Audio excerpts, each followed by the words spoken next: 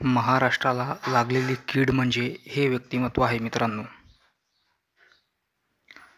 महाराष्ट्रामध्ये फोडाफोडीचं राजकारण यांच्यापासूनच सुरू झालेलं आहे आणि तुम्हाला माहीतच असेल की या निवडणुकीमध्ये कोण जास्त चाललेला आहे. मित्रांनो, कसलंही व्यवस्थापन नाही किंवा कुठलाही प्लॅन नाही. फक्त लोकांचे घरदार फोडून सरकार बनविणे आणि म्हणणे मी पुन्हा येईन, मी पुन्हा येईन, मी पुन्हा येईन. पण कधी स्वतः गेले हे लोकांना कळलंच नाही. आता यांचं नवीन नाटक म्हणजे मी राजीनामा देतो.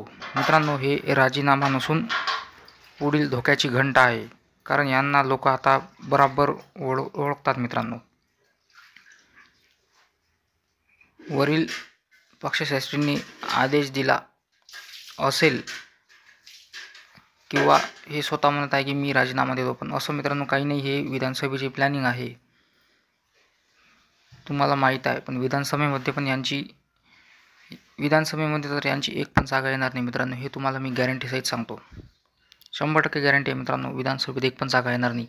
यांना फक्त महाराष्ट्रामध्ये किंवा भारतामध्ये फक्त जातीपातीचं राजकारण केलेलं आहे. कुठलंही मित्रांनो बेरोजगारी किंवा जे आपले मुद्दे आहे त्याच्यावरती कुठल्याही प्रकारचं भाष्य केलेलं नाही आहे मित्रांनो.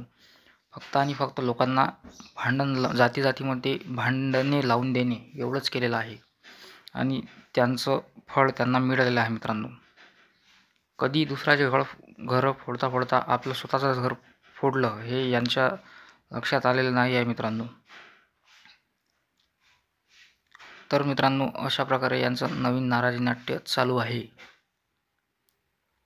आणि कोण गद्दार आहे किंवा कोण काय हे लोकांना समजते, हे सांगण्याची गरज नसते मित्रांनो. तर अशा प्रकारे या महाशयांचं नाराजी नाट्य चालू आहे. पुढे पाहूया काय होते. तर व्हिडिओ आवडला असेल चॅनलला शेअर, सबस्क्राईब आणि लाईक करा.